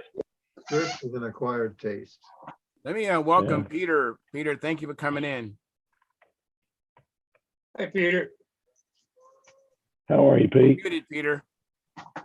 He's muted, so we can't hear him. Yeah, we can't hear you, Peter. You got your own mic muted. There you Yep, I do. Yeah, it's like up in Connecticut. They call a sub a grinder. I tell my fiance, yeah, you come down to Florida and order a grinder and see what kind of looks you get. Yeah. You know, they call them grinders out in California too. Oh, do they? Yeah. Oh, we have fun. We have fun with that one. It says, listen, if it was supposed to be called a grinder, it would be called Grinderway or Mike's Grinders or Firehouse Grinders. Not Yeah. I don't know. We went to Chicopee Nationals the first time and I ordered a regular cup of coffee and they gave me a coffee with a filled with cream with about 6 pounds of sugar in it. Oh, yeah. Oh, yeah. I learned. You know, Was that at like, the what the Hoogie hell, Lounge? what the heck is this? You know? Dennis, was that at the Hoogie Lounge? It was anywhere, but yeah, good old Hookie Lao. Yeah. So, Peter, I have a question. You made any progress on your wife's airplane? Yeah, slowly but surely. Slowly but surely, but I think I'm gonna swap over to the Saginaw. That's gonna be a quicker build and let her start out on that one. Yeah, I think that'd be wise because that's the profile versus the built-up ship. Yep. You don't have a ringmaster laying around? No, don't, no. The only other thing I have is I have a Sig Magnum kit up in the closet, and that's gonna be the next build. No, that's the wrong one too. So Oh, I like that airplane though. That's gonna be mine. yeah.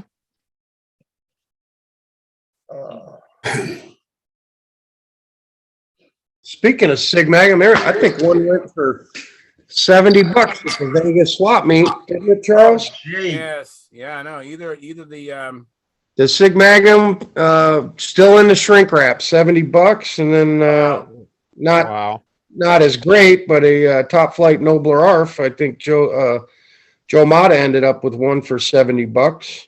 Yeah, I went to a contest once, and that $70 is what those kits went for when they were made back in the day, brand new, for crying out loud. yeah. So that means it's a steal because on eBay there was one for $329.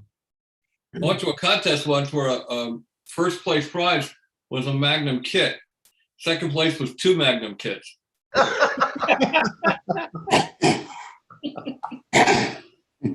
Oh, geez, Bob. That's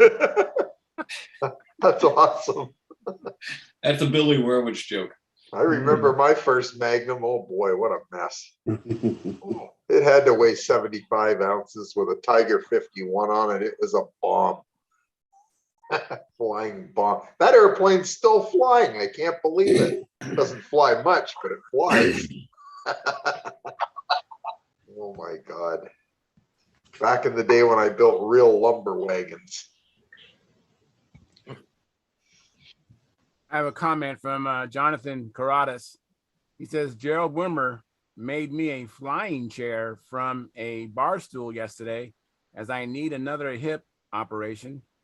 Have any of you guys come across a flying chair? I've seen them. I've seen them, yeah. I've seen videos. I've never seen one in person. I've been on a bar stool that went flying. But does that count? Mark Levinsky flew a bar stool once. Yeah. When I told my wife I was going back to VSC, I had to dodge a flying chair. Yeah. I'll bet. So we have Bob Gore in the house. Thank you, Bob, for coming in. Hey, Bob. Appreciate it. You been doing any flying, Bob? Bob Gore? Who's that? No.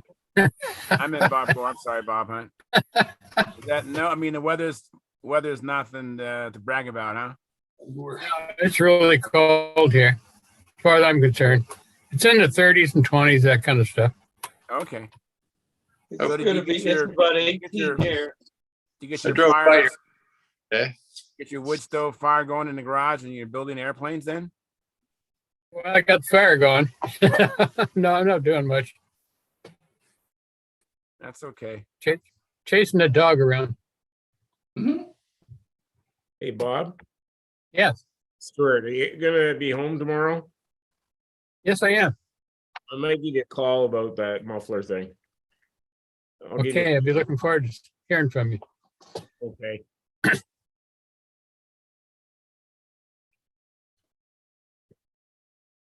So don't fall asleep, everybody. Wake up. I just woke up. Yeah, me too. You got 16 people in here. That's a good crowd for us. Wow, yeah. What are you doing, Howard? I don't mean to disturb you, but let me make you big. You think you're soldering or something? I'm soldering, yeah. Very cool. No, No. very hot. I love those glasses. I need to get that thing that you got there. I love that thing. Oh, Whenever I it, see it, I go, I got to get one of those, but I don't know where to get one. my wife talked out of that. Well, Mary Lou is all right. She is, yeah. Yeah, he was one of these. Oh, yeah. Let me see that. Oh, it's a loop there. Yep, it's got a loop. It's got two lenses that you can pop out. Okay. Yeah. Oh, was that from It's- yeah, it's- Micromark or was that from Jules magnifier. I used to have a square loop. So yeah. Somebody got it. Yeah.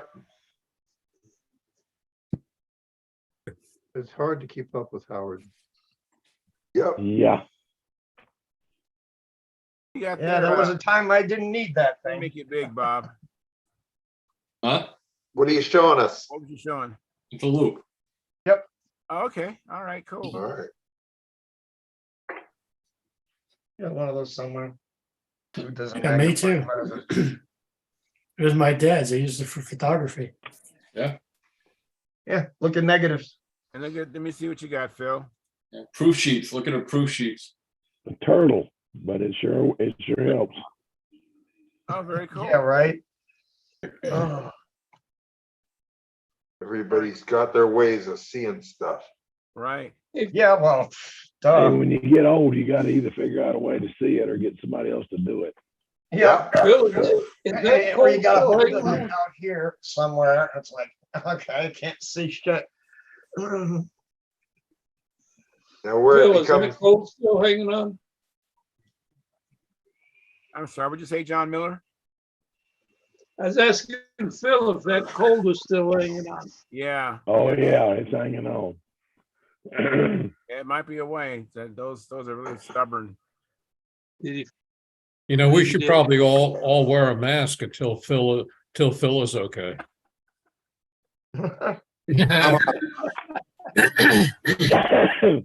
I wore one at the swap meet yesterday.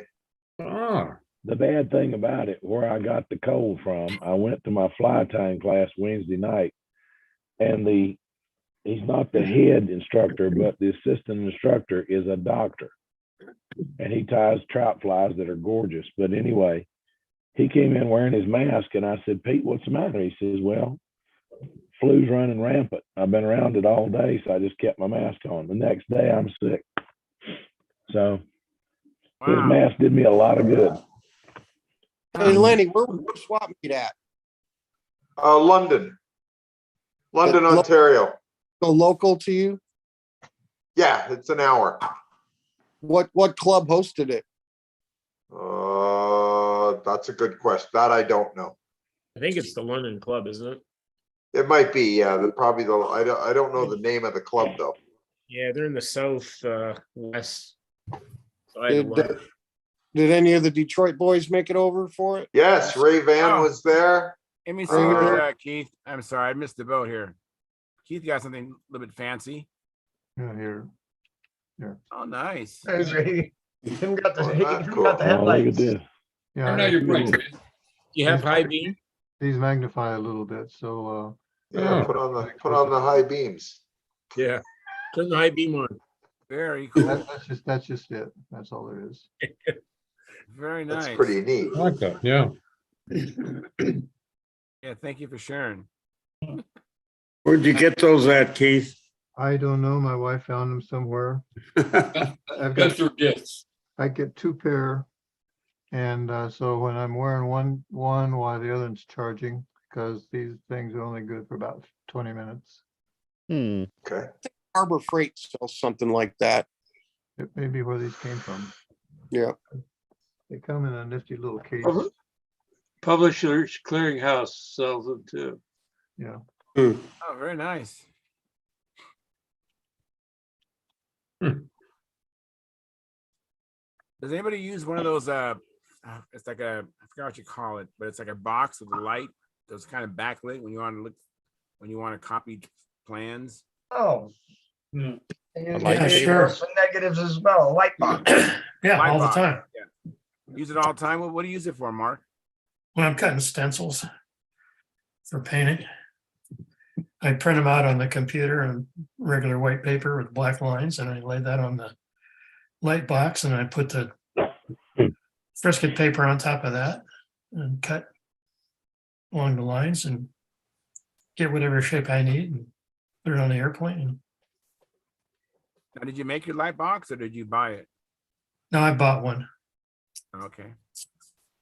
No, although they're not really difficult to build, those you need is a couple of like 24-inch fluorescents, pop them in there, and a piece of semi-opaque plexi. My problem that I have with it is the one I got, which I think is a fairly common one, has got a plastic glass on it, Yeah. which you can't cut on. Or you'll No, cut no, the- no, no. You certainly. So I got can't another cut on. piece. I got a cutting mat that's translucent, and I lay the cutting mat on top of it, and I cut on the mat, not on the light box. But my dad was a photographer, and he built his own. It was pretty big, and he put a piece of sheet glass in that. Mm. He could cut on that. Oh, yeah. Well, basically, that's what they're used for, was to do work on the backlight negatives or Kodachrome slides. Got a question. Does anybody remember the process for bringing or breaking in a Norval 061? I just got a new one yesterday at the swap meet, but I don't remember the process. Is there some special thing you should do with them? Yeah. Don't Yeah, turn it over by hand. Don't dry flip it because you'll Don't. ruin the. Okay. Oh, I've ruined a couple of motors that way. Put You're sitting there watching television, you got your motor in your hand, just flip. Or just hang on, Peter. Hang on. Let Mike finish. Go ahead, Okay. Mike. add a head shim. Okay. Okay. Yeah. Decompress it a little bit, and you can use a Cox copper gasket. They're the same size. If you don't have Okay. Norvell head shim. Well, Add a there's one in the box, so I should be able to add a head, Jim. Add Okay. a head shim. Hit Yeah. it with a hair dryer or a heat gun and warm it Okay. up real good before Okay. you flip it over, and Okay. then run it on minimum 25% nitro, 30 or 35 if you got it. Okay. Oh, wow. And- So lots of nitro. Okay. Nitro, the Cox 5.3 is a good break-in prop because you want it to really spin up. Okay. Don't use the big ACP or the long 6.3 Cox. Oh, okay. Up and get it screaming lean as fast as you can. Don't let it run blubbery rich. Don't blubber it. Okay. Gotcha. Get it up to speed, let it peak, let it run, and just do a couple like that. But make sure you heat up the head every time you go to start it until it gets a little easier. Okay. a little easier. Perfect. And then you can take that extra head shim out. Okay. Awesome. Thank you. That's And great. Peter, do you want to add to that, Peter? Do you have anything Oh, else? it's just that I ruined the motor just sitting there watching television, just flipping it. I was Like a just going to fidget say that, spinner. Stuart, that's one way to break in the NU 35. Hey, Keith, you have a comment, Keith? So I do something with my Watching Norvals. hockey, I'll flip it over. I do something with my Norvals that make you guys that have experience with these things. I've got a whole bunch of them. That's what I run in these half-A scale airplanes. And I was always having a hard time just getting them started the first time. Yeah. So what I do is I mount them with a fuel tank, take the head off, and then spin them with the starter. And the thing's pumping the fuel through the piston cylinder all the time. It's amazing how good these things pump fuel, because there's just a spray then that comes out of that head, or where the head's not there. And I run about 2 or 3 tanks, well, maybe 3, 4, 5 ounces of fuel through it that way. And then the things start up real easy. Now, that may not be the thing to do, but it works for me. Okay. Catch that, Paul Taylor? I'm gonna get to lean in to hear Keith. Okay, did everybody hear that? I heard it. Okay, Yeah, it's I all heard good. it. Like I say, you may cringe when you hear that and maybe shouldn't be recommending it, but it works for me, and that's why I'm going to treat my Norvels, and I've got a whole carton case full of brand new Norvels if and when I need them. Okay. Wow. Okay. Keith, how big a fuel tank we talking about? 2 or 3 fuel tanks, but Maybe an ounce and a half, ounce and a half. okay, But like I say, I'll do that because I have a couple of them myself. and I got the little half-A starter, not the big heavy duty. So Yeah, I have one of those too. I have one of those half-A starters. they really spin this up. And Does it ever? Those things are high powered. I'm shocked how fast those things spin. And when you hook that thing up without the head on, those things just spin, and there's just a complete fog then that comes out of the bypass into the piston, and is shooting this fog out of the head of the engine. It's really something to watch. Okay. Those things really pump the fuel. It's surprising how effective they are. That should work on the big Meg, shouldn't it? Yeah. Yeah, it'll work big too. I think either one of those processes are right. You just don't want to cold start the motor. Dry, exactly. And you don't want to flip them dry. Okay, I'm good. Thanks, guys. Yeah. Much appreciated. I have a question from John Caradas. He says, Keith, do those glasses improve your flying? I need help, but those things are just for close-up work. Yeah. If they do, Keith, buy 6 more pair. Thanks, Bob. I needed that.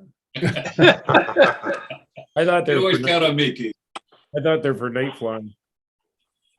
They give them 20 minutes. That's enough to get 2 official flights in. Yeah. Good point. Keith, I'm just starting the trash talk early for BSC. How soon are you going to be out there? What's that? How soon will you be out there? How many days ahead? Well, it won't be till March. Well, I know, but how many days before BSC starts will you be there? I don't know. Talk to my traveling partner here, Jim Vornholt. Okay. When do you think we're going to go, Jim? We're going to go out a few days early? Yeah, I think so. 2 days early. I think it's the 15th through the 18th. I'd like to get out there on the Friday before, get some, I got to put a lot of practice in. Me too. We don't get a lot of flying weather around here at that time of year. Yeah. I plan on flying, building these 2 Caprices, but I plan on flying the USA Amba that I have. But I'm not going to go 2,750 miles with one airplane just in case. So Jim said, this is a heck of a guy, this Jim Vornholt. We decided we're going to go together out to VSC. So he says, I'll drive in from Indianapolis and pick you up in eastern Pennsylvania. So he's going to come 600 miles east so we can go 2,750 miles west. That's And then when we come back, he's going to drop me off at my house again. I said, no, we're not doing that. No, That's what airlines do. I can get to Indianapolis. That's awesome. It's a heck of an offer, though. So what events are you planning on flying in, Bob Hunt? What's that? What events are you planning on flying in? Obviously, classic. What else? Just classic. Yeah, just classic. I have 7 wins and Billy has 8. So I'm going to try to, tie Billy's record if I can, I might have a new big job if you want to try to fly it in old time. I appreciate that, but I want to try to get my reflexes into one airplane, and just be on top of that if I can.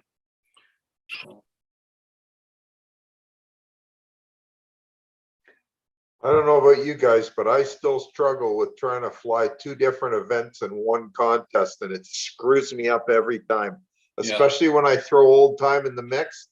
I don't know what it is, but somehow I go to fly the other event. I'm like, how many of those am I supposed to do? I just, oh my God, I've been flying the pattern for, 30, 40 years and I still can't remember the pattern after I've flown old time. It's Tell you a like, funny story. I used to go out to VSC and Lou Walgas would lend me his Reinhardt 52 International winner. And I would fly that every year. And every year I would leave out a maneuver. I would win one round and then I'd leave out a maneuver. And I ended up in fourth or fifth. And I did this like 3 years in a row. I left out a maneuver. So the next time I went out after that, Larry Foster and his wife, after I got up in the air, they held up big cards with the shape of the maneuver. Nice. I remember seeing that. That was I cool. saw that. I remember seeing that. That was cool. Hey, Len, yeah. try flying old time and classic with the same airplane and then try remembering which pattern you're doing. Oh my God. Yeah, I know.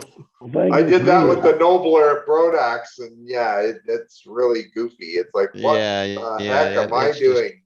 I Yeah. think you need to get one of those armbands like the quarterbacks wear with all the plays on them. You could put a pattern right there and just look at And your then left hand. remember, and then just remember to put the right armband on. Yeah. I've got a little card that goes in my pocket. Yeah, but the problem One- is instead of an inside lip, you call a running play, you know? Yeah, that's it. That's it. I've got a little card that goes in my pocket. One side Keith says might old want to time comment stunt, on one this says topic. I classic. don't know if he's. Hang on, Mark. Philip tried to say this already a couple times already. Go ahead, Phil. I've got a little card that goes in my pocket. It's covered, it's plastic coated and all that. One side says old time stunt, the other side is modern. And you just sit there and run your thumb down. I was watching Bob Hunt one day fly, and I kept saying, Bob talks to himself. So I started listening, and he's telling himself what the next maneuver is. So I said, well, if Bobby does it, except I don't know what maneuver dumbass is. 3 reasons for that. 3 reasons for that. Yeah. Anybody want to know what they are? Yeah. Okay. At the 1978 World Championships, in my high scoring flight, I forgot what maneuver I had done.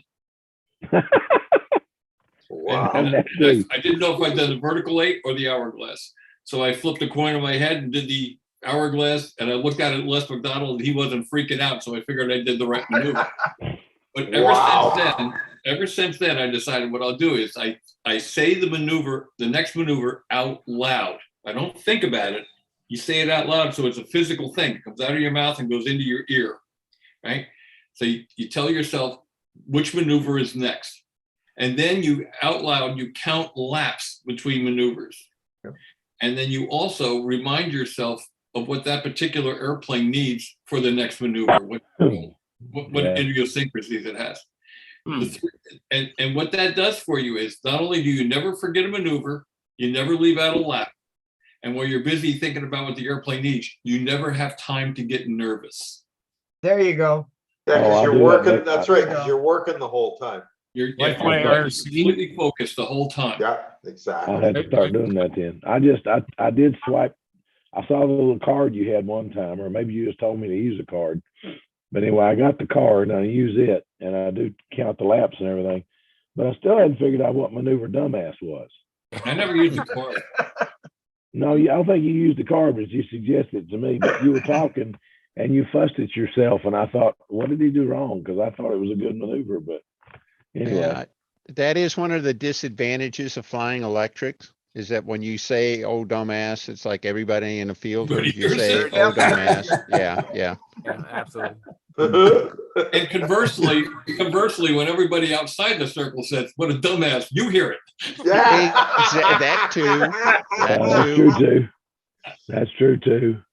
Nobody will ever hear what I'm saying. I'll tell you what. Now here's say it to you. Uh-oh. Go ahead, Keith. Yeah, I just want to add to what Bob says. I talk to myself out loud.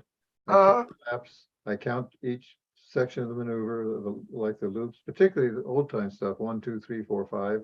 That's a big number. Yeah. And also when I'm counting laps, I do the first lap after a maneuver, and then I say to myself, okay, the next maneuver starts in the next lap. Yep. And I'm talking out loud to myself doing that. And I've been doing that for years. Me too. Absolutely. Maybe you learned it from me, or I learned it from you. I don't know, but I've been doing that ever since I can remember. Stuart, know you're that listening to Bob. this, aren't you? I know Bob Hunt taught me that on a phone coaching, and I've been doing it since then. I also put in reminders, like I'm doing the hourglass, the third corner. I remind myself to hit it softer, take it easy on that third corner. Yeah. All my things I got to work on, I tell myself, okay, don't forget this or whatever it is you fill in the blank. And you never get nervous. Right. And on the squares and triangles, I count the corners 1, 2, like a cadence. Yeah. And like in old time, because the square loop on that is really, you can run that thing up past 90 degrees and or even 120 degrees, 60 degrees high. So you can count after the first climb and then the level flight at the 60-degree elevation. You count 1, 2, 3, 4. Yeah. I'm doing that square loop. I have a digital hand raise. Hang on, Paul Taylor raised his hand. Unmute your mic, Paul, so we can hear you, please. I was just going to say, thanks, Bob. I got my pencil out and I wrote all that stuff down. So I made me some notes. You have an eraser? While you were writing, did you tell yourself to keep writing? Oh, Mike Longkey? Yeah. So I was just going to say, That's a really good tip. That's something I learned a long time ago, and I've taught a lot of people that, and they all come back and said it works. It does work. Yeah. I tried it at the Douglas Regionals. When I was at the first flight, I think I was 3 points down from the leader, and I did exactly what you told me, Bob, and exactly what you told these guys. And I picked up, what was it, about close to 30 points on the pattern, and the country western singer Mel Tillis, remember him? Yeah. Yeah.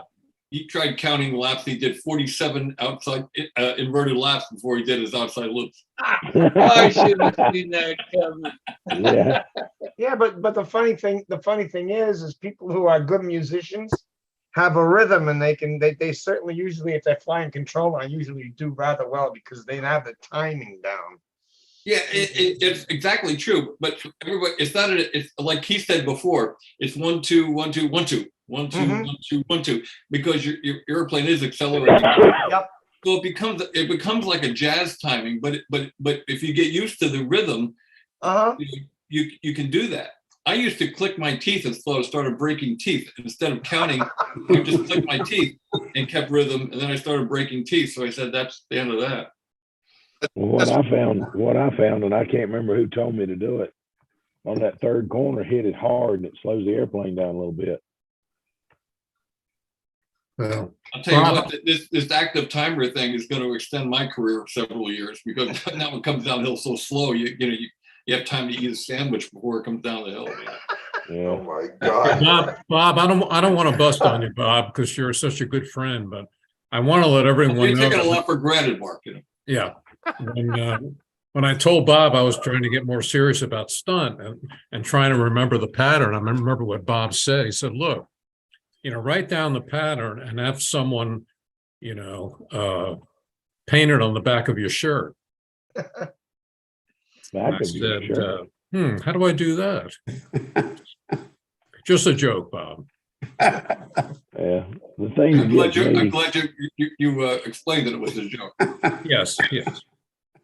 The thing that gets me trying to fly both of them in the contest is that some of the maneuvers, you have the same maneuver in old time you do in modern, but you enter it different. And I keep having to think, okay, we're flying old time, you enter it this way, because the 8s are different, and a lot of it's different. That's why I broke my big job 2 weeks ago. Because I was practicing the old time pattern, started the vertical 8 and started to do the AMA vertical 8. And I said, oops, I can't do that. And I stuck it straight in the ground. Ooh, ouch. Go ahead, Stuart.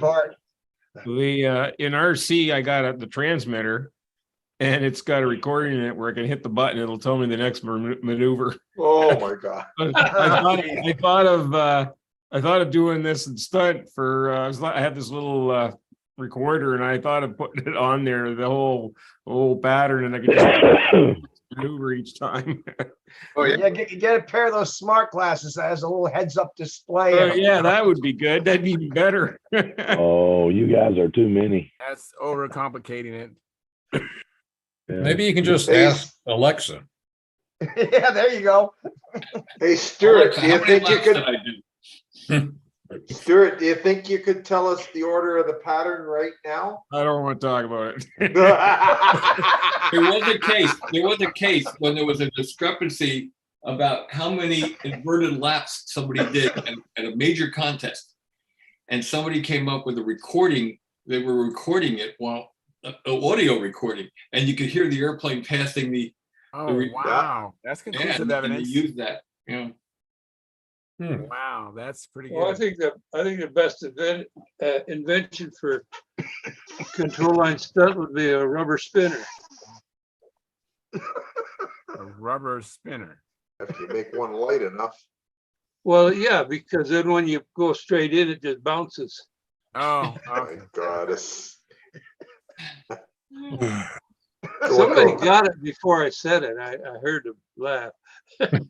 No, John, it's even easier than that. If you put a yellow spinner on it, the yellow noses are afraid of the ground.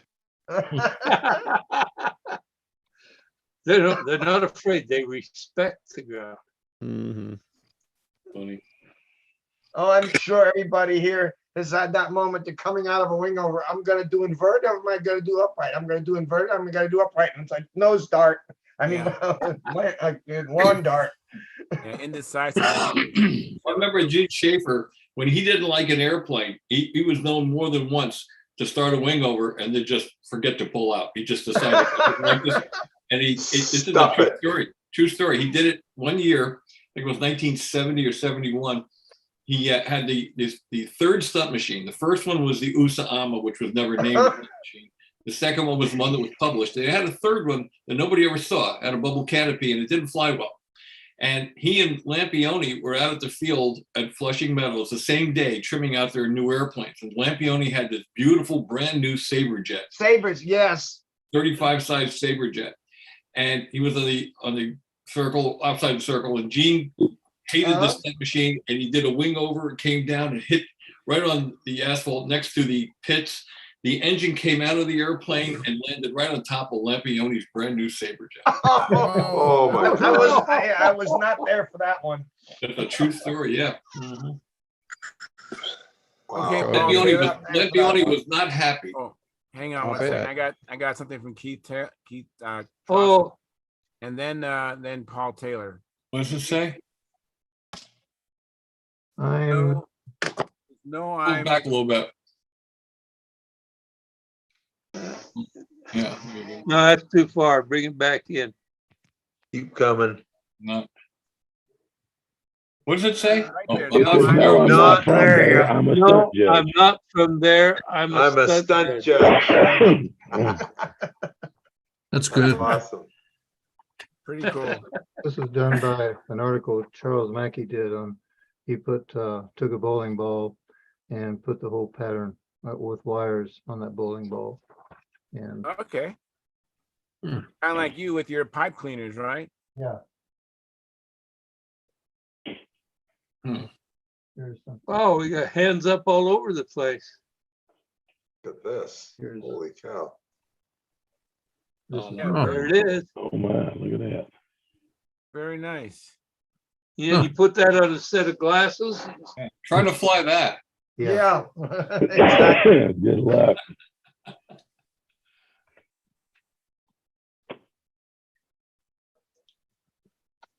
Oh, I remember one time Keith and I went to the 1975 Nationals together. And we were driving down. Well, my parents dropped me off at his place in, what was it, Maryland at the time we were living? Yes. And we went down in his station wagon. And Keith is not the most talkative guy. And he was quiet for like 5 hours. He didn't say a word. And we're driving down through Georgia, coming out Atlanta. The traffic was coming out of Atlanta around rush hour, and there was thousands of cars coming at us. And all of a sudden, after about 5 hours, he goes, "What do they do?" What did who do?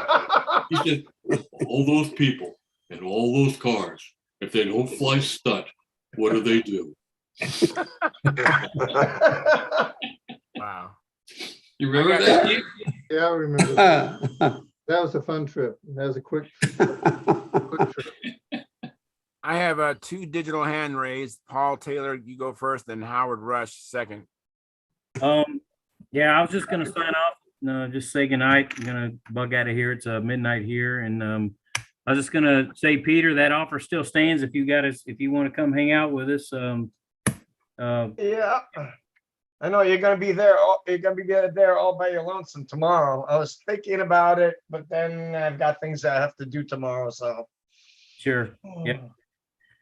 All right. Good night, Yeah, guys. thanks for coming in, Hey, Paul. Paul. We're gonna be ending the stream soon because I like I'm gonna have eat to at 9 punch o'clock. out too. All right. Well, thank you, Yeah. Bob, for coming in. I Me appreciate it. too. Guys, be good. Thank you very much, guys.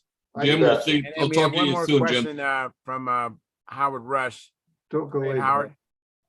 The Lampione story reminded me of a Carver story. We were at a contest one time, and Bob Carver and Norm McFadden went out early to trim their combat planes. Well, Bob likes flying on 12,000 line. The airplanes fly really well.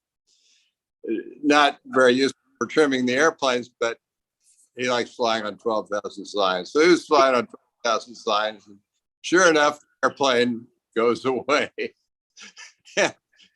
And it flew through a box of airplanes, which Bob had there. Oh, no. He hurt several airplanes in that one maneuver. Oh, that's no. not good. How many kills did that count for? Yeah, that's something. Hey, well, guys, hey, thank you very much. I'm going to end the live stream. It was a very good show. I'm always pleasantly surprised how well Mondays are as well as Fridays. So thank you so much. Wouldn't be a show